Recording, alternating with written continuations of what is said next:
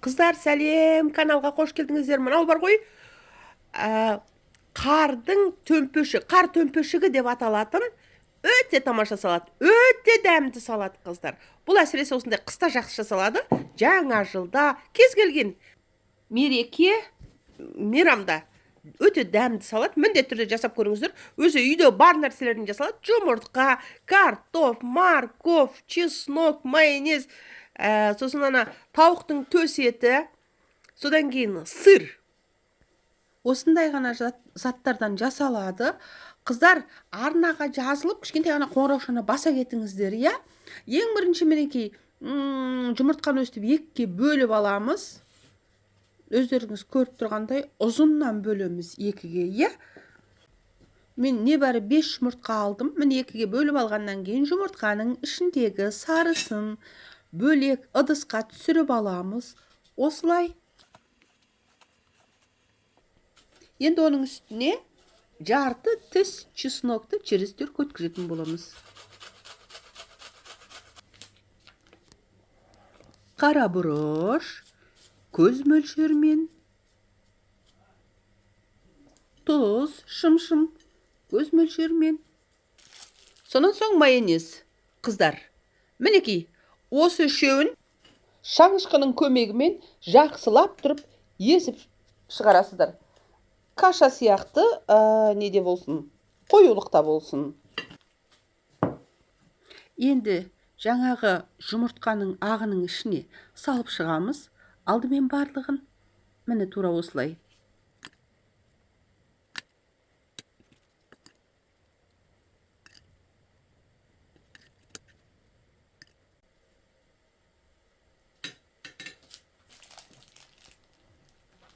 Енді салатты жинауды бастаймыз. Тарелканың түбіне осылай майонезді жағып шығамыз. Жақпасаңыздар да болады. Өте қатты жақсы көрмейтін болсаңыздар, майонезді тым көп жағудың керек жоқ. Мен өзім осылай майонез көп болғанды жақсы көремін. Онан кейін оның үстіне жаңағы тауықтың суға піскен төс етін осылай қолмен үзіп ең түбіне салатын боламын.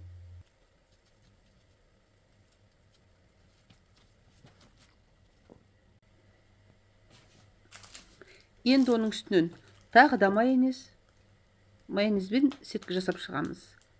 Тура осылай етіп, қыздар. Тұз себеміз сәл-пәл. Қыздар, мына тауықтың өзі тұзды суға піскен негізінен. Енді картоп. Теркіден өткіземіз. Теркінің үлкенінен картопты өткіземіз. Кейбір қыздар барлығын алдымен өткізіп алады да, бөлек-бөлек тарелкаларға. Картопты, морковты бөлек бірінші өткізіп алады. Сосын барып жаяды.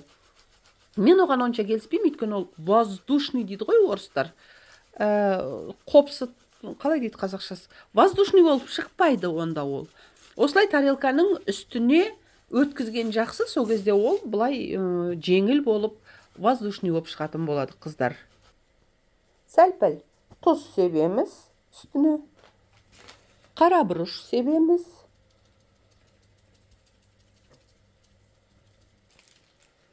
Майонезбен тағы да өтеміз осылай. Енді морковь. Оның үстіне қуырылған пияз. Ең үстіне бағанағы дайындап қойған жұмыртқаларды тура осылай төңкеріп қойып шығатын боламыз. Бұл қардың төмпешіктері, қыздар. Түсінікті болып жатыр деп ойлаймын. Өте оңай және өте дәмді салат, қыздар, өкінбейсіңдер. Міне, қыздар, барлығын төңкеріп қойып алғаннан кейін, оның үстінен тағы да майонезбен осындай майонезный сеткі жасаймыз дағы. Содан кейін кисточканың көмегімен міне тура осылай жағып шығамыз. Ол жаңа қазір біз сыр себеміз ғой үстіне. Сол кезде сыр, что осы жұмыртқаның бетіне жабысып қалу үшін. Әйтпесе сырымыз біздің сырғып кетеді. Енді ең соңғы кезектегі сыр. Теркіден өткіземіз. Теркінің ұсағынан өткіземіз.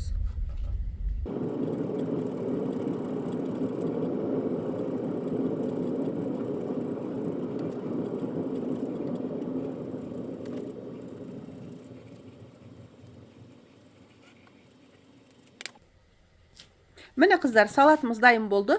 Өте дәмді салат. Міндетті түрде жасап көріңіздер. Енді бір 10-15 минуттан кейін жей берсеңіздер болады. Астарыңыз дәмді болсын қыздар. Келе жатқан жаңа жыл мерекесі құтты болсын. Бастарыңыз аман, дендеріңіз сау болсын. Пока!